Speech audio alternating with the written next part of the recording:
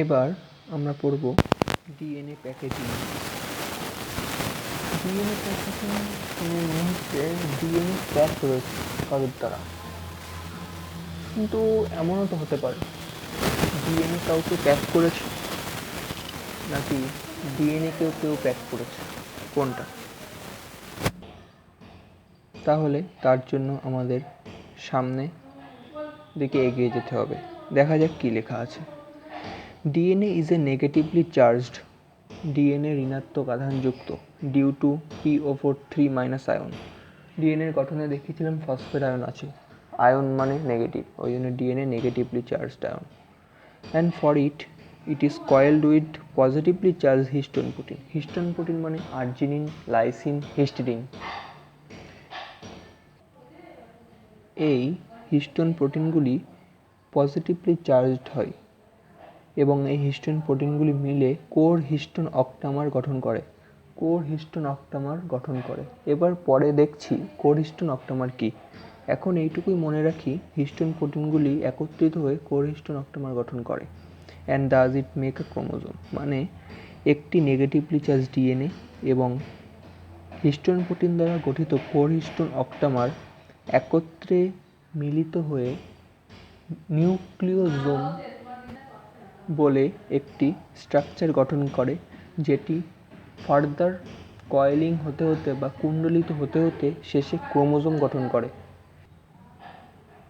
Chromosome কী করে গঠিত হয়? ক্রোমোজোম গঠিত হয় ক্রোমাটিন তন্তুর দ্বারা। ক্রোমাটিন তন্তু মোটামুটি 10 ন্যানোমিটার ব্যাস বিশিষ্ট হয় এবং ক্রোমোজোম হয় মেটাফেজ দশায় 1400 ন্যানোমিটার ব্যাস বিশিষ্ট, মানে 10 ন্যানোমিটার কুণ্ডলিত হতে হতে 30 ন্যানোমিটার ব্যাসযুক্ত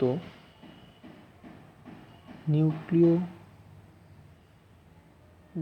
স্ট্রাকচার গঠন করে।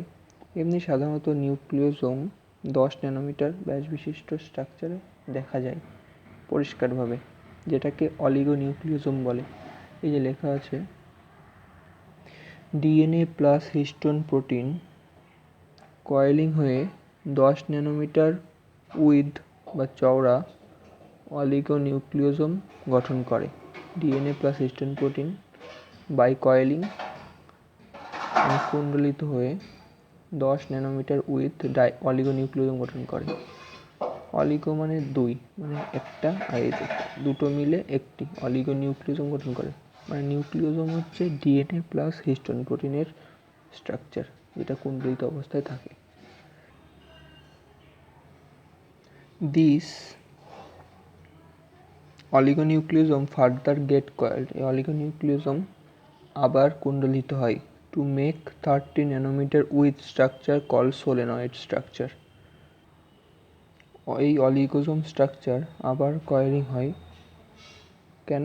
30 ন্যানোমিটার ব্যাস বিশিষ্ট সোলেনয়েড স্ট্রাকচারে পরিণত হওয়ার জন্য। সোলেনয়েড স্ট্রাকচার এমন টাইপের একটা স্ট্রাকচার হয় আমিত্তির মতো।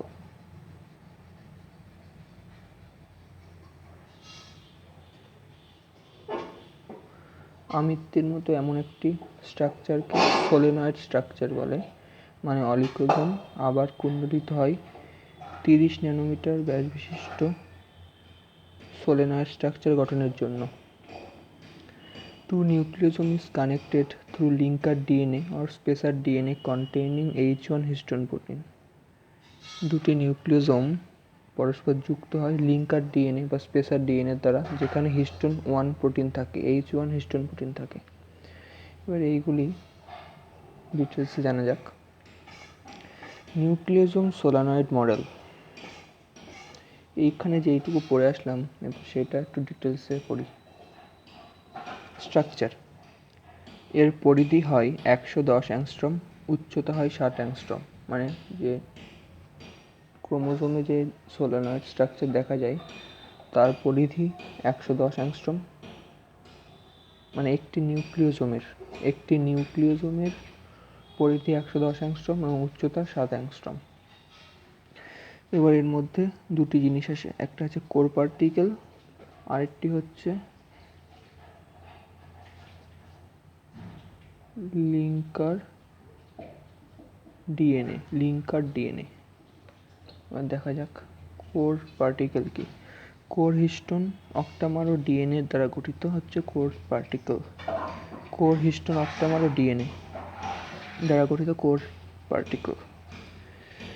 এখানে কোর পার্টিকেল দেখানো হচ্ছে, এই মাঝখানে এইগুলো হচ্ছে কোর পার্টিকেল, আর এই যে নীল কালি দিয়ে এইগুলো হচ্ছে ডিএনএ।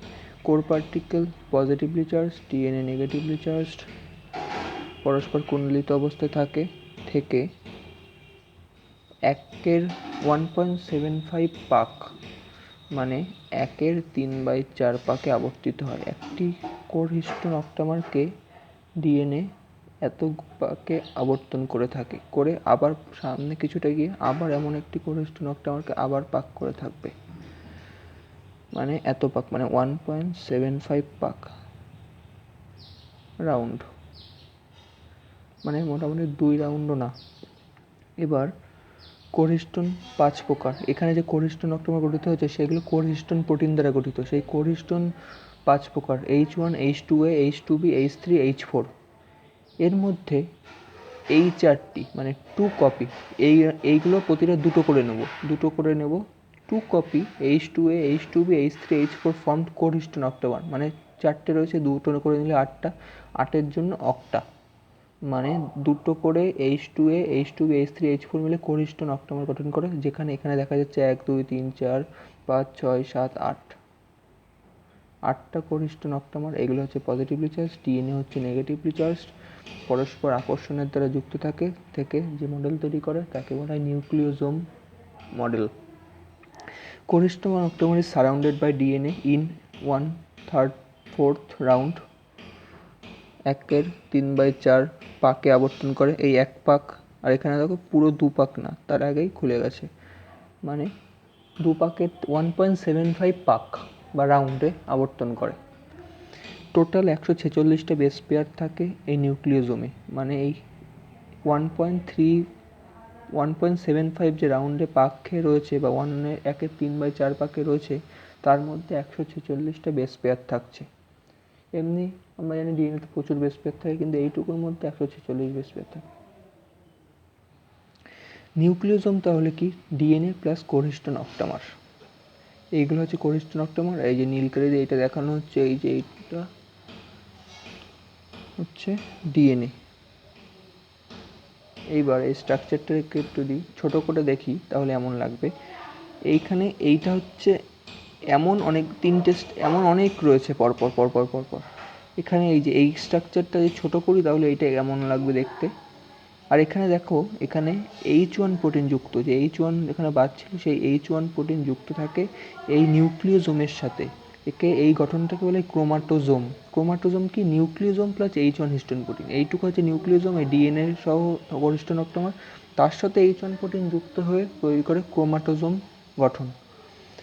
এই দেখো, এখানে হচ্ছে ডিএনএ আসছে, এসে এখানে কোর হিস্টোন অক্টামার পেয়েছে, তাকে পেঁচিয়ে দিল 1/3/4 ভাগে পাকে, তার সাথে H1 যুক্ত হলো, হয়ে আবার কিছুটা গেল, গিয়ে আবার এমন পাক খেলো, আবার গেল, আবার পাক খেলো, এমন চলতে থাকবে। এইটা হচ্ছে ক্রোমাটিন ফাইবার। ক্রোমাটিন দানার উপর পুঁতির মতো গঠন দেখা যায়, ক্রোমাটিন তন্তুর উপর পুঁতির দানার মতো গঠন দেখা যায় এই কারণেই, কারণ এই যে নিউক্লিওজোম গঠন হয়। এবং এই নিউক্লিওজোম যখন এইগুলো যখন আরও কাছাকাছি আসবে, এসে কুণ্ডলিত হবে, তখন এমন সোলানয়েড টাইপ স্ট্রাকচার দেখা যায়। নিউক্লিওজোমগুলো যখন আরও কাছাকাছি আসবে। এটা আরও ভালো বুঝবো যদি এই স্ট্রাকচারটা দেখি।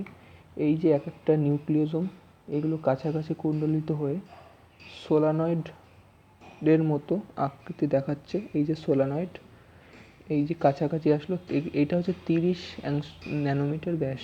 এইটার যদি ব্যাস মাপা হয় তাহলে 30 ন্যানোমিটার ব্যাস হবে। মানে এই স্ট্রাকচারটা যদি কুণ্ডলিত হয়ে কাছাকাছি আসে তাহলে ওই সোলানয়েডের মতো গঠন দেখা যাবে, এমন গঠন। এই যে একটি নিউক্লিওজোম, এই যে মাঝখানের ডিএনএটিকে বলে লিঙ্কার ডিএনএ। এই যে মাঝখানে এই যে ডিএনএ, এইটা ডিএনএটাকে বলে লিঙ্কার ডিএনএ, যেটি দুটো নিউক্লিওজোমের মধ্যে সংযোগ রক্ষা করে। এই H1 হিস্টোন প্রোটিন, এই লিঙ্কার ডিএনএ এবং নিউক্লিওজোম উভয়ের সঙ্গে যুক্ত থাকে। H1 প্রোটিন নিউক্লিওজোমের সাথে যুক্ত হয়ে ক্রোমাটোজোম গঠন করে এবং এইটা হচ্ছে ক্রোমাটিন ফাইবার। এই ক্রোমাটিন ফাইবার আরও কুণ্ডলিত হবে 30 থেকে 700 ন্যানোমিটার কুণ্ডলিত হয়ে ক্রোমাটিড গঠন করবে।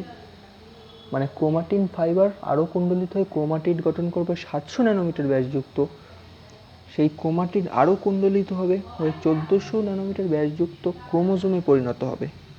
মানে ফার্স্ট হচ্ছে কোর হিস্টোন অক্টোমার প্লাস ডিএনএ নিউক্লিওজোমগুলো পরপর যুক্ত হবে লিঙ্কার ডিএনএর দ্বারা যুক্ত হয়ে উৎপন্ন করবে ক্রোমাটিন ফাইবারগুলো আরও কুণ্ডলিত হবে, মানে কাছাকাছি আসবে, কয়েল করে গঠন করবে 30 ন্যানোমিটার ব্যাসযুক্ত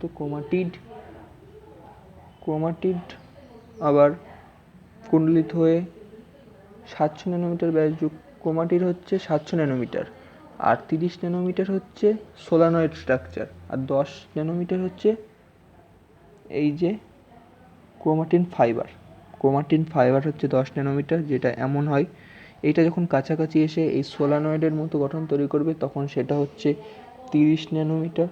এইটা আরও কুণ্ডলিত হয়ে ক্রোমাটিড গঠন করবে 700 ন্যানোমিটার এবং শেষে 1400 ন্যানোমিটার বিশিষ্ট মেটাফেজ ক্রোমোজোম গঠন করবে। মানে 10, 30, 700, 1400 এইভাবে একটা ক্রোমোজোম গঠিত হয়। এই গঠনকেই বলে নিউক্লিওজোম সোলানয়েড মডেল। এই হচ্ছে সোলানয়েড। এই গঠন চিত্রটা আঁকতে হয়। এখানে এই যে হিস্টোন অক্টোমার দেখা যাচ্ছে নীল কালার দিয়ে, আর এই যেগুলো হচ্ছে উপরে 1/3 ভাগে আবর্তিত ডিএনএ, এই মাঝখানে লিঙ্কার ডিএনএ। এই যে প্রতিটা নিউক্লিওজোম প্রতিটা লিঙ্কার ডিএনএর সঙ্গে H1 প্রোটিন যুক্ত এবং H1 প্রোটিন লিঙ্কার ডিএনএকে আটকে রাখে যাতে ও পরবর্তী নিউক্লিওজোমের সঙ্গে যুক্ত হতে পারে। এমনভাবে এটি সোলানয়েড গঠন করে যা হচ্ছে 30 ন্যানোমিটার ব্যাস বিশিষ্ট হয়। সুতরাং এইভাবেই নিউক্লিওজোম সোলানয়েড মডেলটা আমরা বুঝে নিলাম। আর 2 ছিল লিঙ্কার ডিএনএ, যেটা দেখানো হলো। তাহলে ভিডিওটা এখানেই শেষ করি।